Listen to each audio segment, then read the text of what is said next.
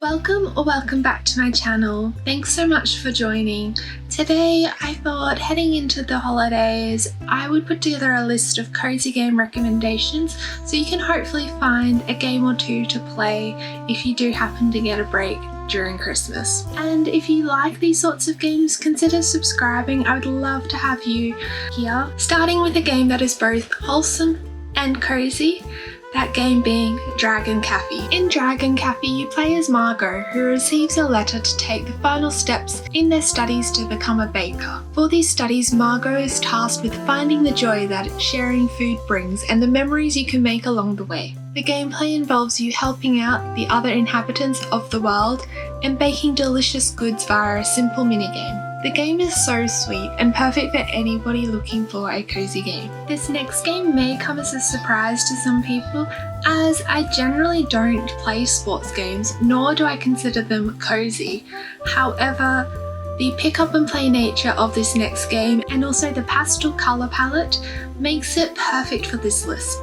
And that game is Ollie Ollie World. The feeling of doing tricks and skating through the pastel Technicolor world is rather calming. Perfect for relieving stress. The gameplay is simple to learn, but perhaps harder to master. And while completing every challenge in Ollie Ollie World may not be the easiest thing, it doesn't really matter, as the only thing you need to progress is making it across the finish line. Ollie Ollie World is the perfect addition to a cozy game library for those of you that enjoy sports games. This next game went completely under the radar, and that is the cute adventure game Worth Life. In this game, you set off on a journey to save the kingdom from a terrible fate. Not only do you face off against enemies in combat, you can also plant crops and do some farming. The game plays with a side-scrolling point of view, and the combat is easy enough that it can be considered a casual game. So consider giving this game a chance if you prefer RPGs. Moving on to Smile, a narrative adventure game. The art style of this game is beautiful. It is a short game that has an emotional story. It feels more like you are going on a journey than playing a video game. The story has you play as Smile, who sets out to show a flower the perfect day. During this day, you will explore the areas around her, speak to people, animals, or objects. By speaking to everything, you can get side quests that usually lead to a small minigame of sorts. Most of these minigames are rather simple, but every once in a while, the game throws a surprisingly interesting minigame your way. The game is also partnered with a stunning soundtrack that brings the whole game together. One to consider if you're after a no-pressure game that has a focus on its story and messaging. Another short game that has cozy vibes is Lumberjack. Lumberjack has very little story. Each level involves helping a different animal friend while restoring parts of nature that have been destroyed by the sinister plans of evil works. Playing this game is a great way to relieve stress.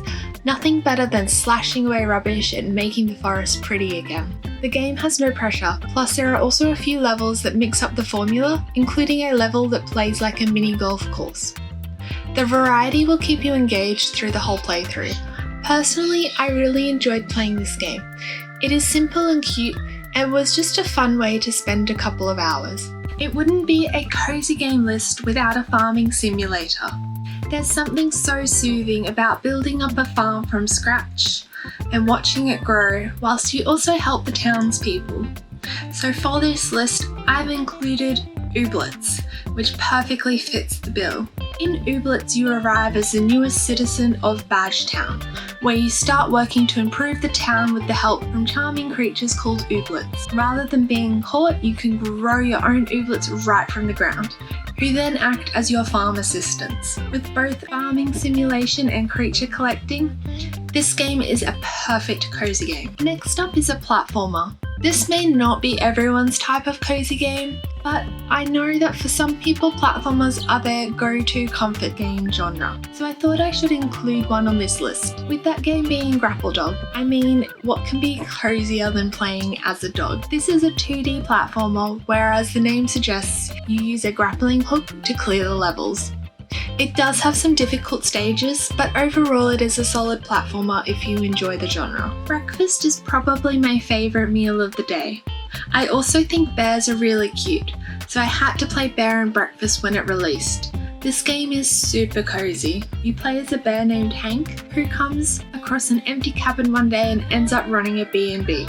You have creative freedom to an extent over the rooms, with some basics being required like a bed in the guest room or a toilet in the bathroom, and you can build the perfect place for your human tourist to stay. The art style is also very cute, with details in all the decorations. In Bear and Breakfast there are also plenty of other animals to meet on your adventure. One thing I will say is the controls on the Switch weren't the smoothest when navigating menus. It also isn't a hardcore management simulator, with the management part of the game feeling somewhat lacking. Apart from that, it makes a wonderful cozy game. I have another sports game now with Golf Club Wasteland. This game is so chill and relaxing, filled with a lo-fi radio and an eerie setting.